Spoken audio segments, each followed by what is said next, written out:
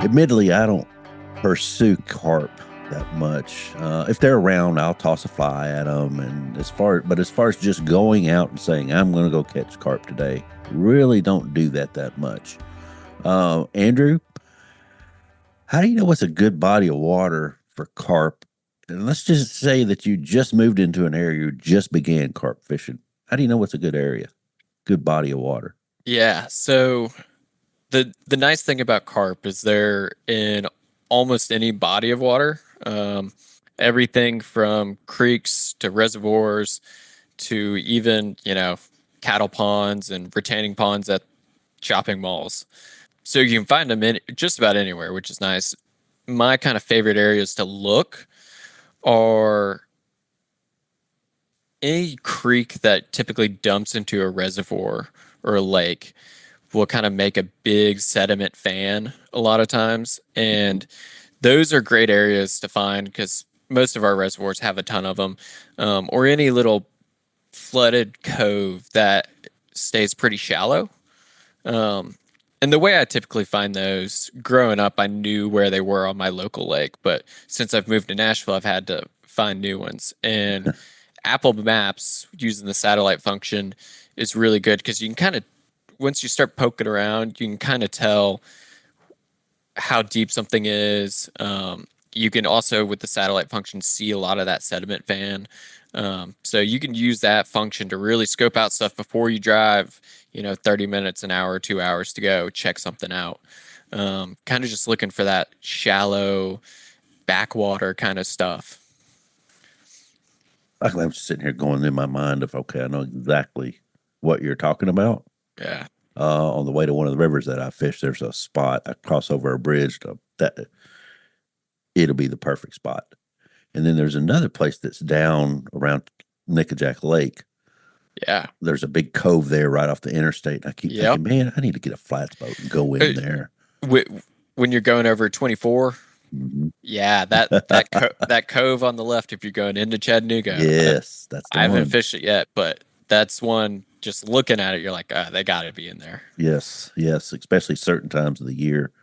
But Yeah. yeah. So yeah, I've got a couple places that I could probably go do this, and I've got a friend that keeps, you know, jerking my chain saying, "Are you ever going to do this with me?" And I keep saying, "Yes, I need to go do it," because he's got a couple flats picked out that he's gotten from a friend of his that has said, "Yeah, go ahead and take folks there and let them fish it." So I Yeah. really need to get into this. And you'll also find them on like the warmer sections of tailwaters, whether that's the entire tailwater because it's just a warm water tailwater, Right. or on the lower section of your trout water. So if you're doing like trout floats, towards the end, like if you're getting towards the warmer section of the river, always keep an eye out because there's generally quite a few fish and a lot of good fish in those sections. A little bit different kind of fishing, but it's also a good place to look out for them. Oh yeah. And we're going to talk about different species and stuff like that here in just a little bit. So kind of give us all an idea, not just us in the audience, but us as me too, an idea of what to look for, where to look for them, what they eat. All that stuff's coming up. So I think this is going to be a really good episode. So what do you say we kick this one off? Let's go for it. From high atop the world headquarters of Southeastern Fly, this is the Southeastern Fly Podcast. Thanks for joining us on this episode. Feel free to share this with your friends and your fishing partners. Hit the like, click the follow buttons, sign up for the newsletter, the Southeastern Fly newsletter. It's at the episode show notes where you clicked on this podcast. There's a link, and all you got to do is put your email and your name in there, and it comes straight to the computer I'm recording this off of, and yeah, you get a little bit of inside intel on what's coming up. Also, been given just a little bit of extra information in there about fishing for trout and that sort of thing. You get four newsletter or four emails right off the bat talking about food and oxygen and the things that trout like. So that's kind of a trout primer there. But each one has some different information on it. Each one gives you a little bit head start on what's coming up on the podcast. So that's kind of the direction we're going. It's working out really good. A lot of people are getting it. Your friends may be even getting it, not giving it to you. So if you want to sign up, that's a good place. Just go, like I said, go to the episode show notes on this episode. Down at the bottom, there'll be a place that says newsletter on it. Click on it and fill it out. Send it right to me, and we'll get you on the newsletter rotation. So, who is our guest today about this on this episode about carping? He majored in environmental studies with a minor in fisheries. He worked at Lake Clark National Park, and Lake Clark has about 18 to 20,000 visitors every year. It's the fourth least visited national park. And if you put that into context, they have about 18 to 20,000, and the Great Smoky Mountains National Park has about 11 million. So he worked up there and in their salmon restoration program. My understanding is he's an excellent fish counter because that's one of the things that he did was counted fish. He has a decade of experience in the fly fishing industry. He's a partner at a longtime fly shop in Nashville, Tennessee called Fly South. You may have heard of it. He teaches classes, gives casting lessons. He's a carp aficionado. He was also a guest on episode 81, Cicadas on the Fly. Please welcome to the podcast, Andrew Smalling. Andrew, thanks for stopping by. Thanks for having me, David. Yeah, man. So we have talked a little bit about this episode before we got on here, and I think our show today, if you're giving any idea that you may even want to toss a fly at a carp, let's say that you're a trout fisherman, like Andrew said, you get to the bottom of the float and start to warm up a little bit. I could think of a few places where that happens on some of the floats around here. If you do that, you can toss a fly at a carp. If you just want to go out and chase them, this is going to be a great episode. I was lucky enough to see one of Andrew's presentations. There's a lot of good information in his presentation. So if you ever catch him out doing a presentation on carp, I highly recommend you can do that. He's got a lot of wisdom. So I don't know. I think this one is not just for me, Andrew. This is or not just for listeners. It's for me too. Catching carp excites me. I love to do it. It's just I've got so many irons in the fire. It's tough for me to say yes. I'm going to go do an extra species. Owning a small business, owning a podcast, all the irons that I have in the fire. It's kind of tough, but that doesn't mean that I might on a whim get to go out and do something. I would like to be somewhat ready to fish for these things. So I want to start with some of the fundamentals. And so the Buffalo Run is coming on right now, or should be getting close. Like I was saying, I'm going to go out there and hunt some down, and we need to know what we're fishing for as far as carp go, because buffalo look a lot like carp unless you know exactly what you're looking for. So what are some of the different subspecies or species of carp?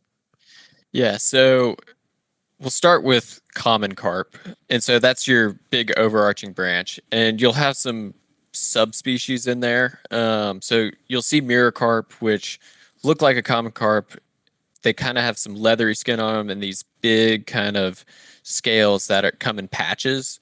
And that's a genetic recessive trait. There are places where that trait has become predominant or you see a lot of them. There's leather carp, which are also, they're like a mirror carp, except they don't have any scales on them, just skin. Oh, Yeah. There's, I've seen one of these on a flat one time. There's something called a ghost carp. And I'm realizing as I'm saying these, some of these names are a little ridiculous, like ghost carp. But a ghost carp is a common carp that is spawned with a koi, and so they get these really. They look like a common carp, but they're really light colored. They kind of have some different shading to them. And then obviously there's koi, which are domestically bred common carp to have fancy colors. right. Been around for thousands of years. As far as other species of carp here in the U.S., you'll have grass carp, Mm-hmm. and then you'll also have silver and bighead carp. Silver carp are the ones you see in videos jumping out of the wake of a boat and stuff. Oh, yeah. Bighead carp look very similar, but they don't do the same thing. As far as other species that get lumped in with carp, here in Tennessee we have three, which are smallmouth buffalo, black buffalo, and bigmouth buffalo. And those three are not carp. They're in their own family. They're entirely native fish, and they look very similar to carp. They act very similar to carp, but they're entirely their own thing. And then some other things that you'll see on the rivers that generally look very carpy are red horse. And red horse are kind of hard because in Tennessee we have five species or let me say this, in the Tennessee River system, there's up to five species. Other places you go, there may be more. And that's just a lot of people call them suckers. But when they get big, they do look very much like a carp and will have some similar behaviors, we'll say. So, how do I tell the difference between a common carp and a buffalo? Yeah, I think this is a great question starting out. I get a lot of new anglers that come in and say, I've been fishing for carp and I can't make them eat. And one of my first questions is, well, what color is it? And, they'll generally say something like, really dark brown or almost black. And a lot of times what I kind of figure out is they're fishing to generally smallmouth buffalo. Carp are going to be very gold. And then smallmouth buffalo come in kind of two different color phases generally. There's almost like a brassy color. It's not quite gold, but it's very similar, but it's a little bit more muted, I guess would be the best term. Mm-hmm. And Yep. then you'll also see them in like a really dark, like chocolate brown to almost black color. And one of my easiest ways to tell on the flats is if you see a fish that is face on the bottom with tail on the bottom, kind of just going in a straight line like a vacuum, generally that's a buffalo. If you Right. see a fish that is tail up in the air, feet in one spot for a minute, gets up, doesn't do anything, swims over to another spot, and then goes tail up, that's generally a common carp. Um, that's one of the best ways to tail. And carp, you'll also see if you're close enough, their tails are generally very orange on the bottom, Mm-hmm. and then you'll also see orange lips. Yeah. The one thing that will trip you up with the orange tail is red horse have very bright orange to red fins as well, but they, like buffalo, will sit almost flat on the bottom. They don't do the whole headstand tail up kind of behavior you see that common carp will. Right. Right. Makes total sense. Yeah. Yeah. There's a place that I'd pass by, not every day, but pretty much might as well be every day. Feels like it is. And there's a lot of buffalo there. All seem like all year long. And they're doing exactly what you're talking about. They're cruising the bottom, tail down, face down. I don't know. I don't think they ever eat except for one time a year. Yeah. But I know they do. That was a joke. But and I know there's some carp in there, but you got to get through all of those buffalo. It feels like to get a shot at a carp, and those Yeah. buffalo will take off and spook everything around them. Yeah. And some flats are, split. Some flats are primarily carp with a few buffalo. Some flats are 50-50, and some flats are, primarily buffalo and a few carp. Yeah, yeah, yeah. So I think that's good for all of us that think we want to do this. Is you got to make sure you're throwing at the right thing, because you could toss a fly at a buffalo in June, and I mean, all you can hope for is you hit him in the head and he just give up and eat because he feels sorry for you. Yeah. And They kind of just vacuum along. Like I generally don't fish for them because they're just going in a straight line, and you got to get that fly right where they're going to suck it. And it's not even like they go and eat the fly.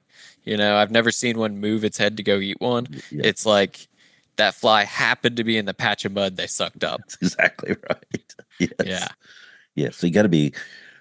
You don't need to put it on a pie plate. You need to put it in an ashtray or a Yeah. mason jar lid for them to get to it.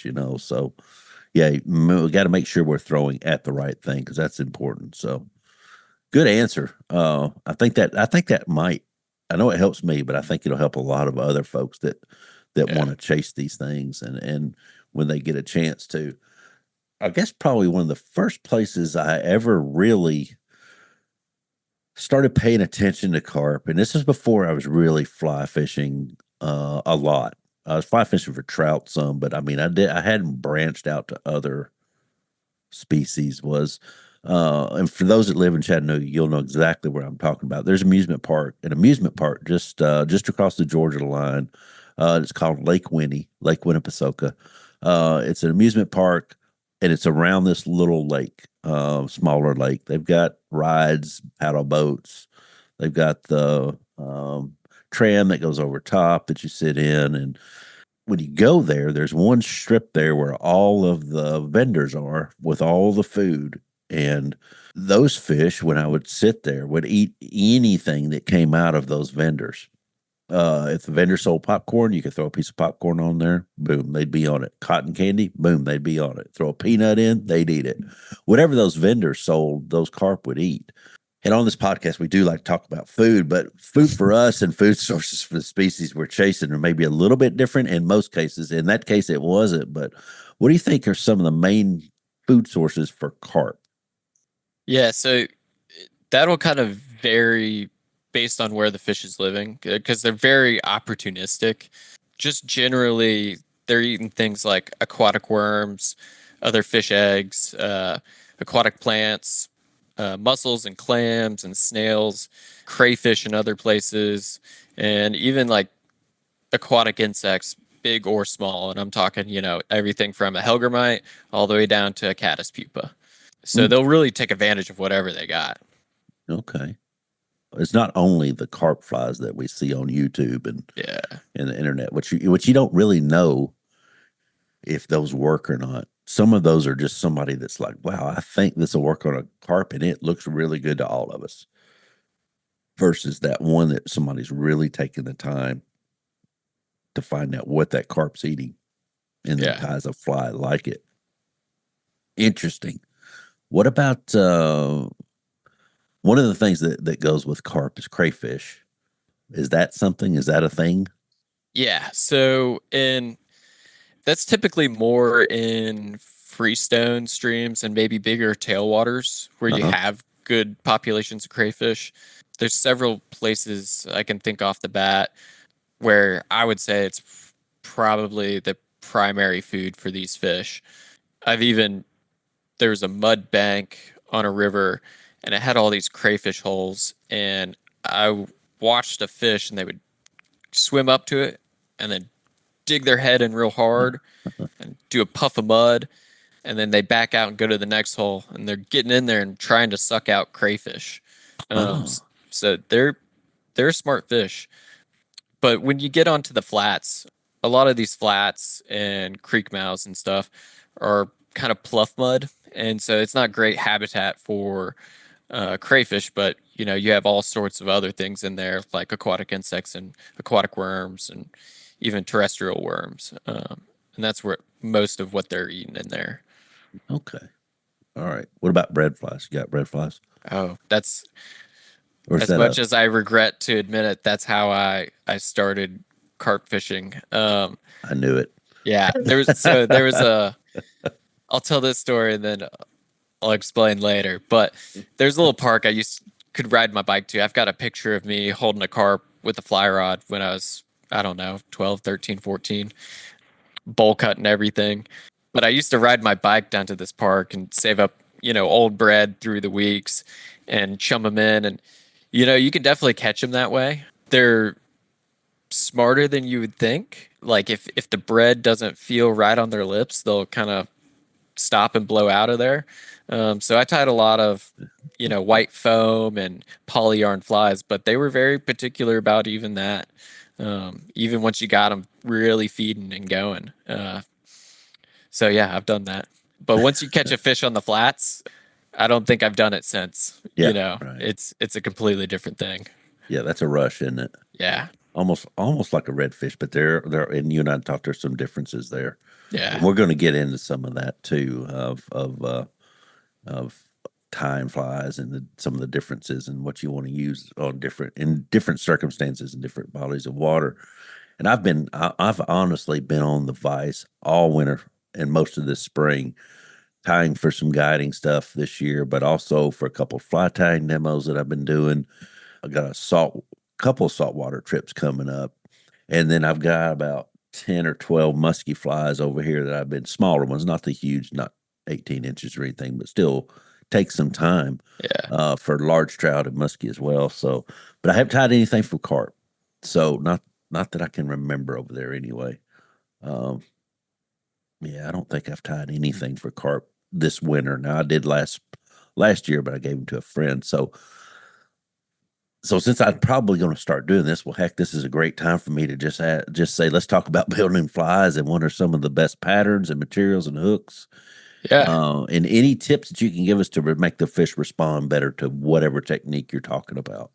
Yeah. So I would say just about any subsurface fly could be a carp fly.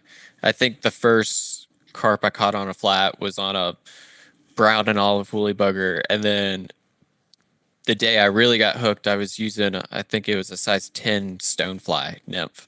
Oh, So if you get it in front of them and present it right, they'll generally eat almost anything. yeah. I don't want to sound too generous because they can be picky, but you probably have a half dozen flies in your box, no matter what you fish for, that could be a decent carp fly. I would say one of the best flies for beginners is a big San Juan worm.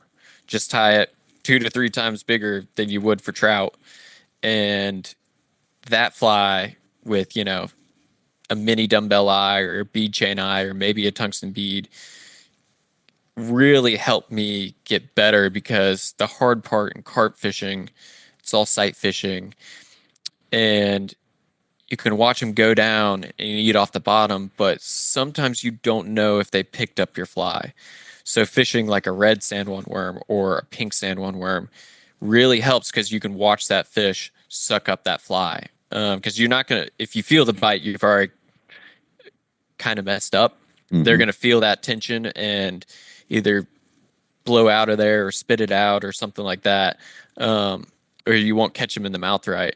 So being able to watch that fish pick up that fly and actually suck it in can help a lot. And then once you start getting the idea about um, body language and stuff like that, and behavior and mannerisms, then you can kind of get a little bit better at using stuff maybe you can't see on the bottom.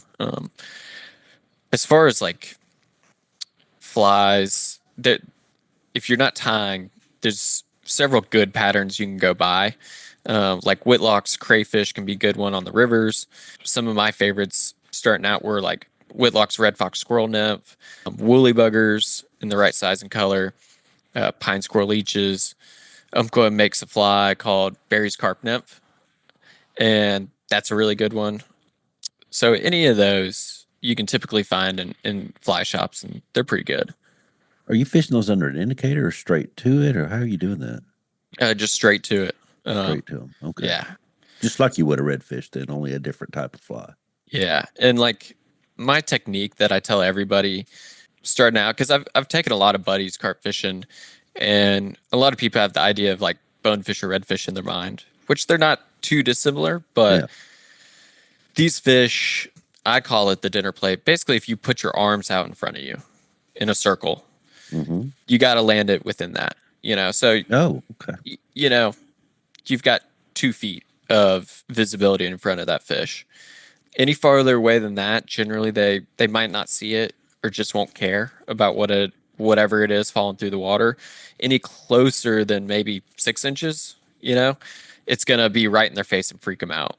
Okay. So the technique I tell a lot of people, and some of you might have heard this, but it's drag and drop, not drop and drag.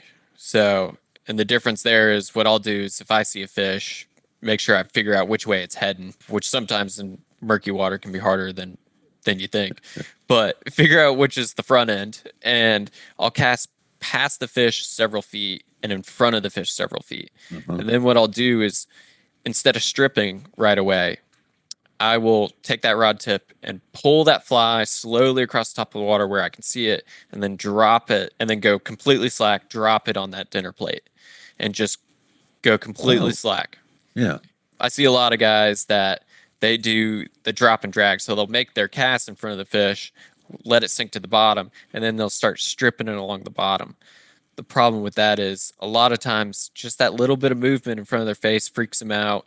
You don't know where your fly is. Sometimes you your line's coming across their head because your Yeah. fly's too far. Sometimes you're already halfway back to you, by the time the fish is where you think your fly is.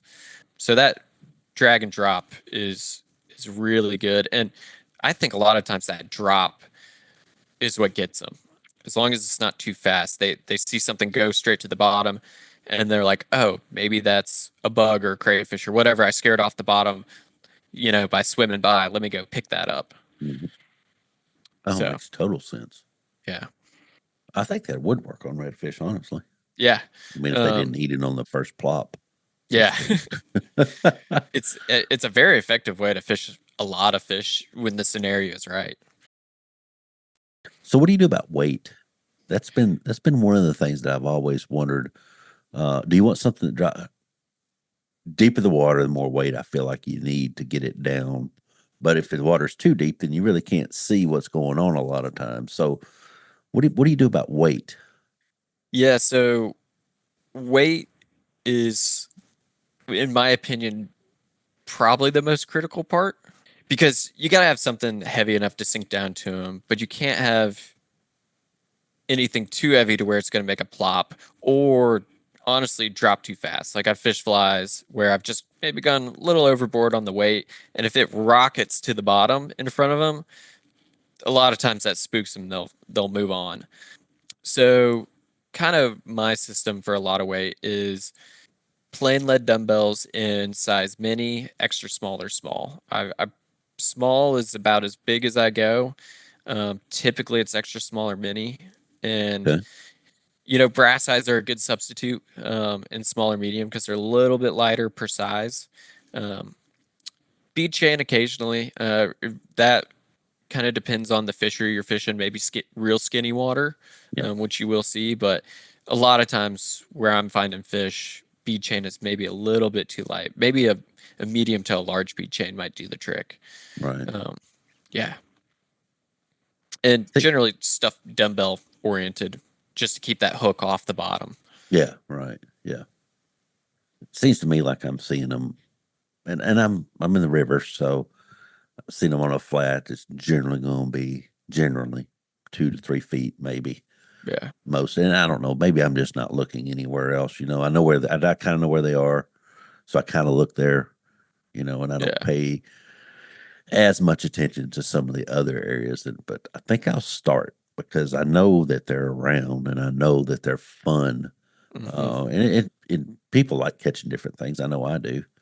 Um, so on your materials and stuff, are you doing anything special on that? Looking for something that soaks up a lot of water? Do you care? Is there a lot of movement, or do you Yeah, even care about that?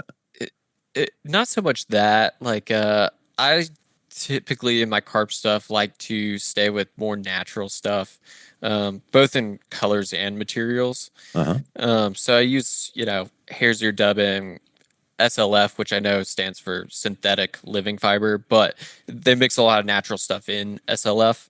Okay. Um, and then, like, honestly, Wapsi Scud dubbing is really good in some of those darker colors. Uh huh. Not a whole lot of flash. Typically the flash you get in pre-made dubbing is enough. I'll do some rubber legs, but I don't go overboard. Maybe two on each side is plenty. And then I use a lot of hen hackle. It's just hen hackle Indian hen. It's really versatile to collar stuff, hide stuff. It's soft. It lays down. It's got good modeling and natural colors. But a lot of the stuff I fish are those natural colors. Brown, tan in some places, but mainly brown and olive and burnt orange are kind of the colors I gravitate towards. Black can be good if the water's real muddy, and you'll see that whether it's rain muddies up the water or sometimes you find a flat that's so loaded with fish that by the end of the day, it's looking like yoo-hoo because there's been 100 carp on it Mm, feeding all day, and so right. you'll have to switch to a black fly so they can see it through that mud. And then the two other colors that aren't earth tone that I use a lot are red and pink. Huh. And Okay. I'll get into that on the next part, but those two colors generally are really good, I guess, trigger colors for them. Okay. I was going to ask about colors. That'll be interesting. I like the black and yoo-hoo colored water deal, Yeah. which makes a lot of sense. Yeah. Other good materials, like, if you tie trap flies, you've probably got stuff that works. I also use a lot of like leech yarn, a lot of dubbing loops, and that's about it. Like, you really don't have to get all that complicated with them. If you got some tie-in stuff, if you tie hare's ear nymphs, you can probably tie a pretty decent carp fly. You go with heavier hooks. Yes. And so my hook choice will kind of depend on where I'm fishing. Um, a lot of times your river fish, not only are they eating bigger food like crayfish or hellgrammites, but generally speaking, they're a little bit bigger. They have current to help them. They're generally just more robust fish. So Yeah. I'll size up hooks on that. Like a Arex trout predator is a good one. Let's see, that L11 3H, which is salmon steelhead hook. Some of the darker colored, like I don't like the silver tin saltwater hooks that Gamakatsu makes, but you can find some of those in like those dark nickel colors. Yeah. Yeah. A lot of those are good, and you could use just about any of them as long as they're strong enough. I just don't like the bright silver. For my flats fish, I've used a lot of different hooks. Gamakatsu SL45, their bonefish hook is a really good one. B10S in smaller sizes. I don't typically use the B10S on my river flies because I've bent quite a few out in like the twos and fours.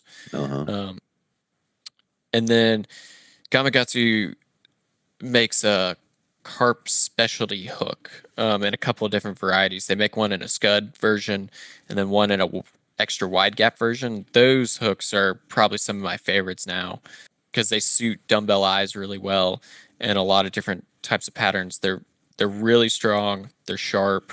I think they're originally designed for a lot of the kind of coarse bait fishermen, English style of carp fishing, Uh-huh. but they work really well for carp flies. And which one is that?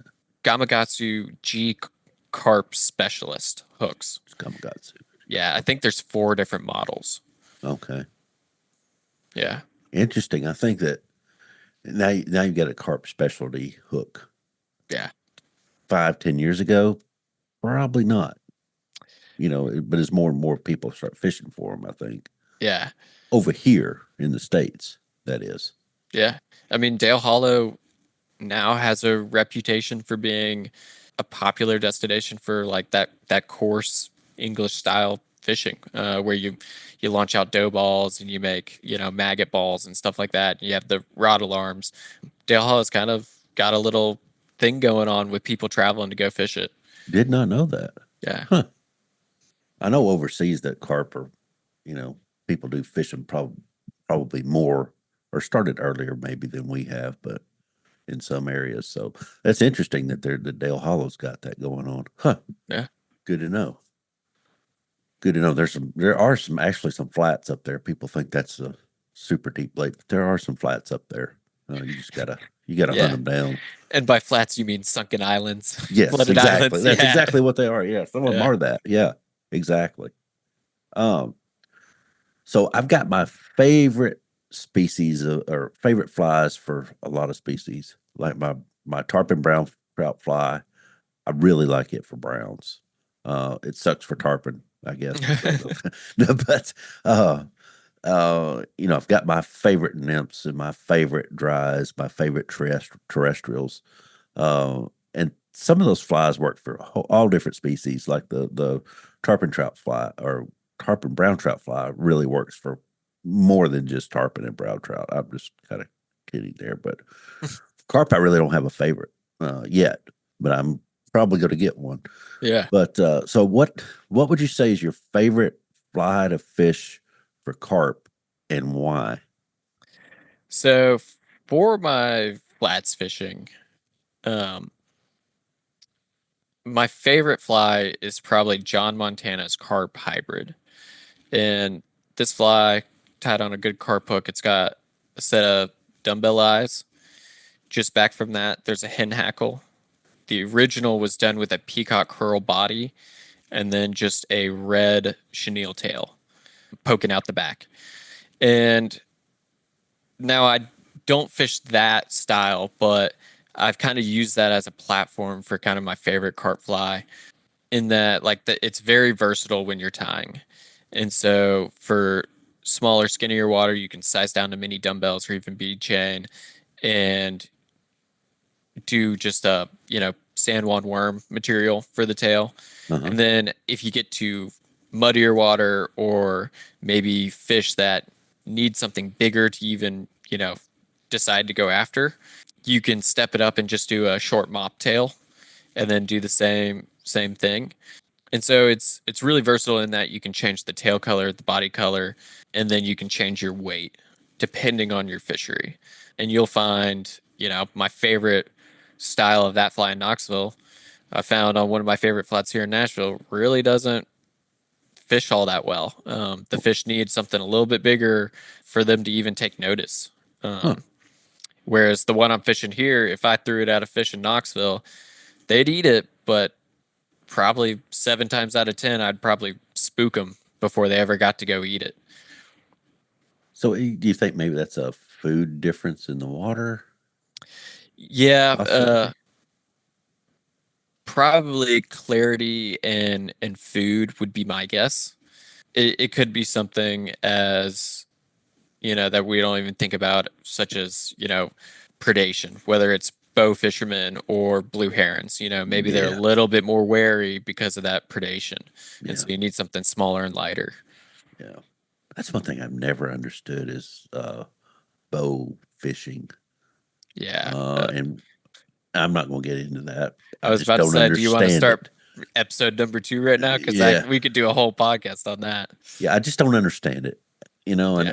everybody's got something they like to do, and I get it. That one I just don't understand. And Yeah. I'm going to leave that laying there. I don't want to get into some political argument over something, like that. So I won't go there. I just don't understand it. Yeah. So that's a thing though. Predation is a thing as far as like a heavy group of bow fishermen, birds of prey, heron, stuff like that. That's a real thing for Ospreys. carp too. Oh Ospreys, yeah. yeah, yeah, What's funny is I think about that kind of stuff a lot because some of my best carp days on the flat have been kind of drizzly days. If it's raining too hard, it's kind of hard to see, but if it's just drizzling, it kind of evens out the surface to where you can more or less make out a head and a tail. oh, yeah, And whenever you get those conditions, fishing can be really good if they're already on a flat, because I think it does two things. It kind of hides the noise you're making via wading yeah, and casting, but the fish just seem to be more easygoing, more apt to eat. And I think that's one of those things where they kind of have white noise going on. They're not worried. They know that, a lot of birds and predators can't see them. So they'll get extra shallow. They'll be very bold. They'll swim right up to you and make an easy shot. So some of those drizzly days can be really worth going out and checking out a carp flat if you got a good one. yeah. I like that plan. So what do you think's the average shot that you have to make on an average day for the average carp? I would say not. So starting from the tip of your fly rod, Okay. Yep. 3 feet to 15 feet. So that's not difficult. No, I mean a lot of the, if, and I will say that will probably depend on your weighting. That's one thing I notice in a lot of guys I take fishing is they're a little bit too loud with their footsteps and their movement.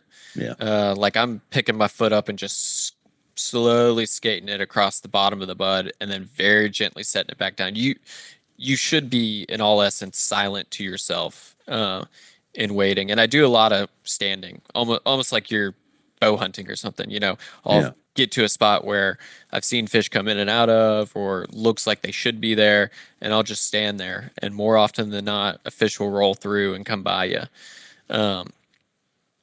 So being silent helps a lot, and a lot of times you'll get fish that you kind of just pitch to. They're with it. They're so close that it's easier to just kind of pitch that fly to them than it is to make an actual cast. Yeah.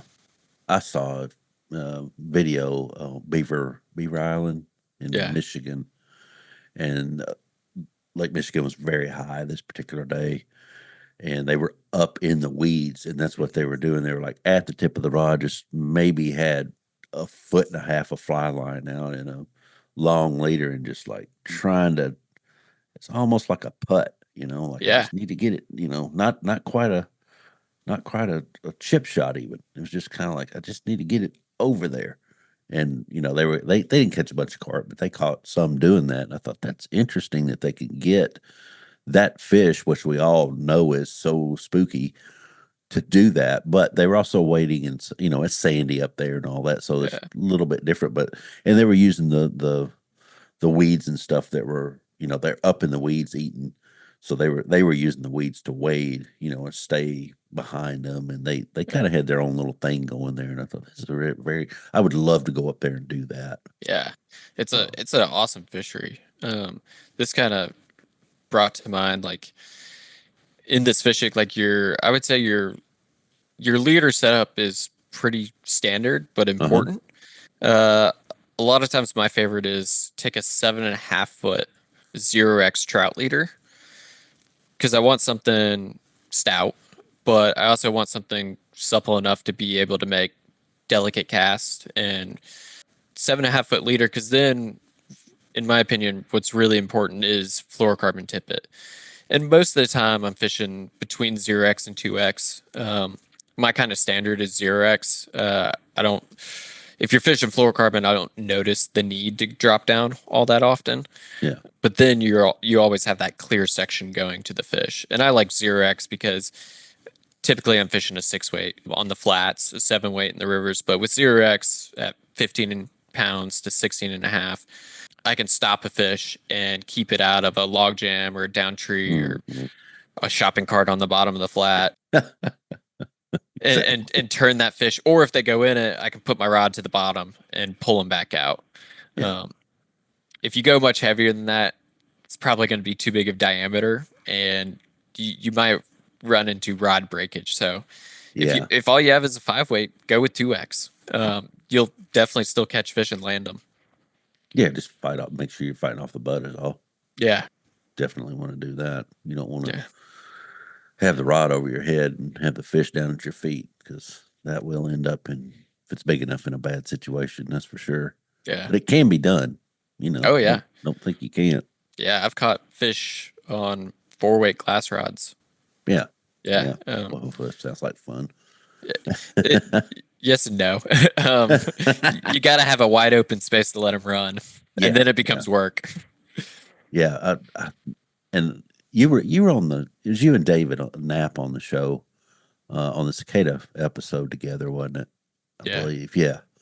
And David and I, when we first hit the cicadas, he had a 5 weight, and we just ran up on these carp that were all up and down the bank. And the last fish of the day, I think we were both getting pretty tired, because we had caught a bunch of carp, and some really big ones too. We were in the river, and I remember his what is it, a diamond something rod, Diamondback. diamondback rod is a Yeah. 5 weight, and I promise you, there was about 5 inches between the butt and the tip of that rod on the last fish.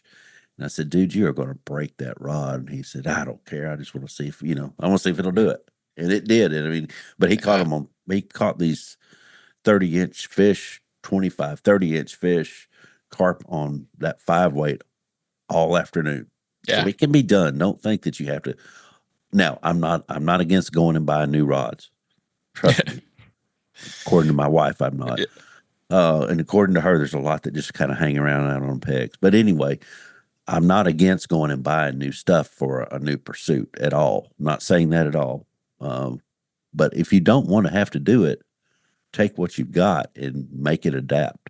Yeah. I've You taken a lot of buddies with just their 9 foot 5 weight trout rod and gotten on carp. And that's the nice thing is a lot of your, creek flats, you can kind of pick and choose what fish you want to catch. So if you're worried about breaking your 5 weight, don't fish to the 28-inch fish to the, you'll see plenty of fish in that 20 to 25-inch range. Yeah.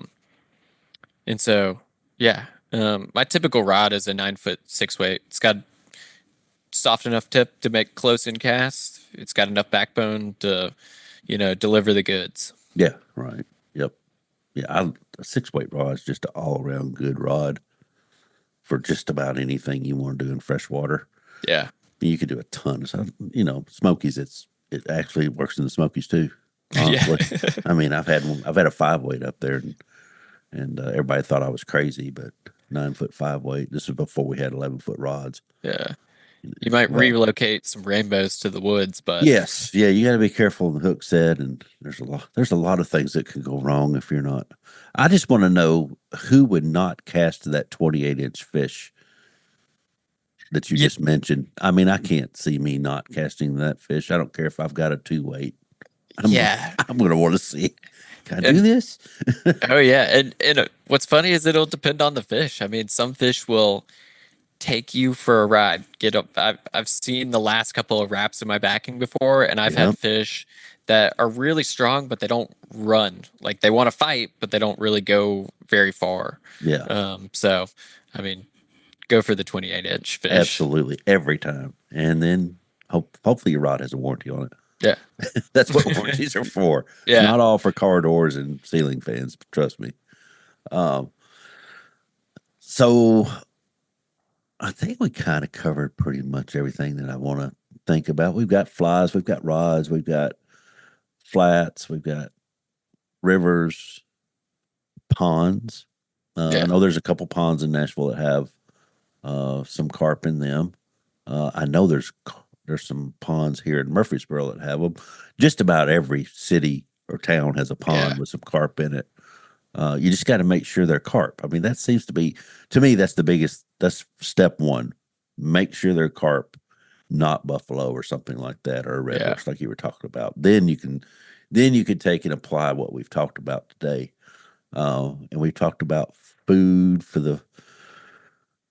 them, favorite flies. So this is kind of off of it's not, no, it's not off the subject. I was gonna say this is kind of off the subject of fishing, but it's not, because we all like to eat here. I mean, that's one of Yeah. the favorite things that people like about this podcast, is we talk about knowing about the food and the places to stay in there. And I want to stick to food tonight because Nashville, you can find a place up there. If you've got some coin, you can find a place to stay. If not, then you can go outside a little bit. So let's talk about places to eat.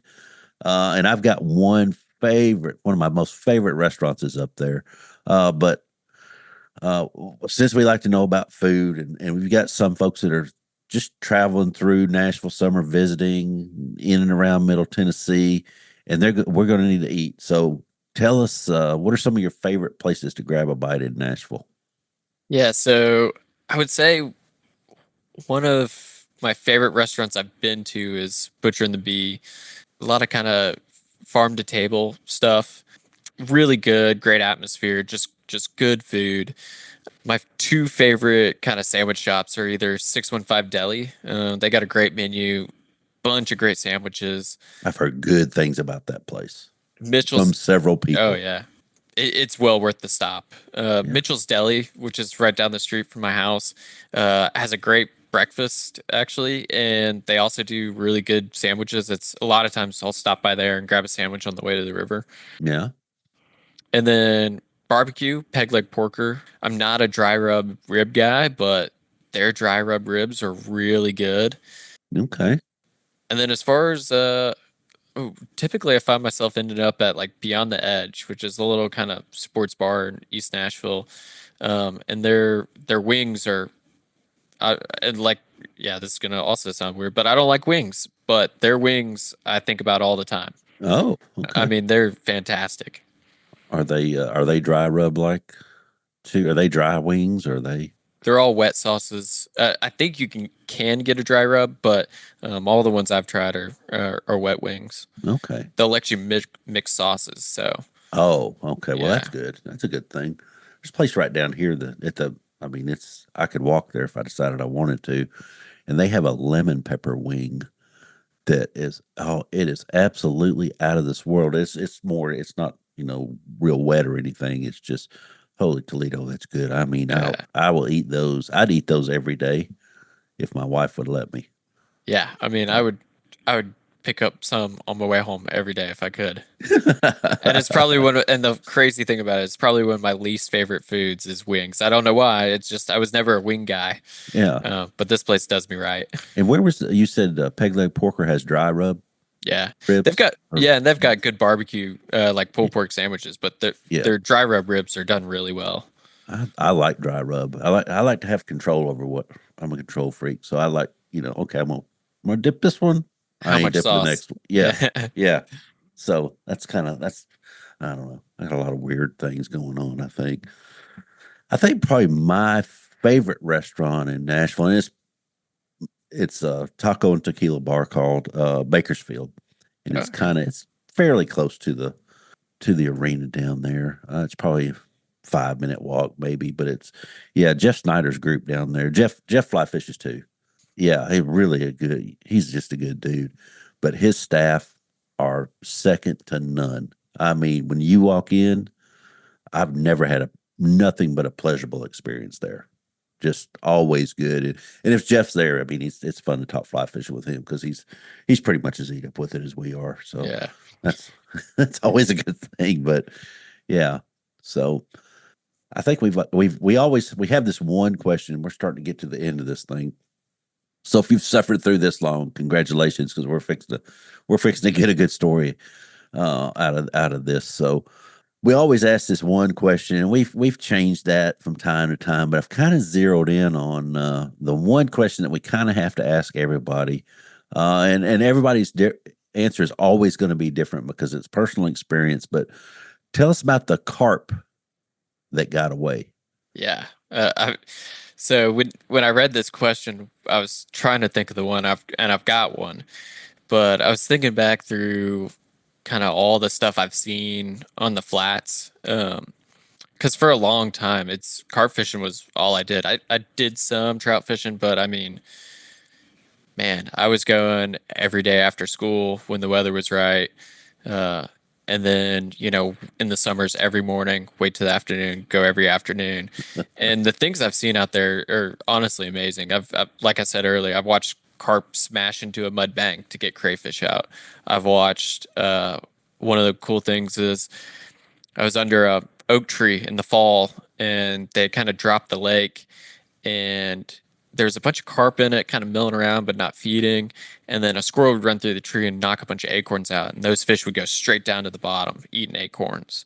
I've seen them in the early spring, kind of like late February, early March. There was a shad kill on the lake, so not going through the dam, but so there's a Uh-huh. bunch of them kind of fluttering through the water, and I was watching fish just shark around, almost like they do with cicadas, eating those up. So I've seen a lot of different behaviors, a lot of really cool behaviors with them, and that's what makes them so interesting. But the one that got away, me and my buddy put in a canoe on one of my favorite rivers, and we start getting out there, and right away we see a really nice fish probably around 28 inches or so, and he's kind of sunk down in this grass clump, tail out, kicking. I can tell he's a nice fish. And I'm looking at him, and I'm like getting ready to change my tippet, put on new tippet, and all of a sudden he pops up, and after watching him feed, I was like, oh, that fish is ready to eat. And so I just quickly tied on a fly, and I've got my fly in my hand, get ready to make the cast, and I'm running my fingers over the tippet, and I feel a wind knot about a foot up, and I'm Yeah. like, it's pretty far up there, it's past my tippet, it's in my actual leader, so it's probably in the 20-pound section or so. Oh, Like I'm gonna okay. chance it, Yeah, I'd let's have go. chanced it. And I made a long cast, and the water was so clear I could see the fish. I mean, we were probably, I don't know, anchored 30, 40 feet away from it. Yeah, so made a long cast, got the fly in front of the fish. He saw it, moved towards it, and kind of lost interest. And then I scooted it about, I don't know, 3 or 4 feet. And then that fish had tailed off to the left and came back about I don't know, 6 or 7 feet, and just jumped on it and ate it Mm, right away. And I mm. set the hook and I had him on for a couple minutes, and then boom, there went the tippet. And I was like, well, I can't be too mad. I took the chance and I gambled wrong. Yeah, I don't know anybody that wouldn't have thrown Yeah. done that exact same thing. Oh, that's I a mean, bummer though. yeah, the eat is what we're after, so that was good enough. Yeah, true. That's true. Yeah. And then a little bit of just enough fight to say, okay, I did it. That's good. Yeah. Yeah, I don't really have a carp that got away story. Well, I do. The first couple I threw at were I didn't realize that you should go cast to them when they start to eat, and they were eating cicadas. I didn't realize I should go to the back of the boat, make a sandwich, eat half of it, and then set the hook. I should have. Yeah. Yeah, they just ate so slow. So that I mean, I never had a chance with. I was still in trout mode, Yeah. and that just didn't work out. But yeah, so I'm gonna need the exact coordinates of where you were on that fish and time of year, water depth, all that stuff after Oh we get yeah, off there. easy. Yeah. They're there Okay. 24/7 starting in July. Yeah. Now we need to get together and fish for some carp, and I think I'd learn a lot. I know I'd learn a lot from you for doing that, and that accelerates the learning curve. Just having somebody that's caught some before, even if they're just a little bit ahead of you, Yeah. like you're way ahead of me on the carp game for sure. But even if somebody's just a little bit ahead of you, you can learn from them, and you can learn from if you got a buddy that you're just starting out with, you can learn stuff from them. It's just two heads are always better at one at figuring stuff out like that. Somebody with a little bit of experience is always good. So yeah, you and I need to fish a little bit and and just see what I can learn from you. And I don't know, maybe you can get something from me. I don't know what it would Yeah. be, but definitely would try. So, boy, that this whole thing, I've been kind of taking it in as much as I can, and I'll go back and listen to it again. I have to listen to it a couple times anyway. So, uh, I will. I know that I'll learn some things from after I listen to it again. So, uh, appreciate you coming out. But what do you say we close this thing out? Yeah, let's do it. Thanks for having me. Oh, yeah, absolutely. All right. Let's close it out then. Thanks for joining us on this episode. Hit the like, click the follow, share, share, share. If you can share it, please share this episode. Text it to somebody and let them listen. Sign up for the Southeastern Fly newsletter and get a jump on upcoming coming events and episode. So, who was our guest today on this episode about fly fishing for carp? Majored in environmental studies with a minor in fisheries, has a decade of experience in the fly fishing industry. He's worked at several fly fishing stores before jumping into ownership. Good luck with that, by the way. Thank you. I know y'all are going to do a good job. I'm not worried about that. It's a hopping place. You can find him in Nashville at Fly South. He's teaching lessons, casting lessons, teaching classes. He helped me pick out. I'm into brushes. All of a sudden, that's kind of my new thing. Anything I can tie with a brush, David is tying it with a brush. I assure you. So I think that's why there's so many musky flies there. But he's really good and cares about the materials that you get for your flies. So look him up if you're in the area. If you're in Fly South, definitely talk to Andrew about tying flies and that sort of thing. He's a wealth of knowledge, to say the least. Andrew Smalling, thanks for stopping by, brother. Thank you for having me, David. It's been great as always. Well, you just listened to Andrew Smalling, fly fishing for carp on Southeastern Fly. See you next time.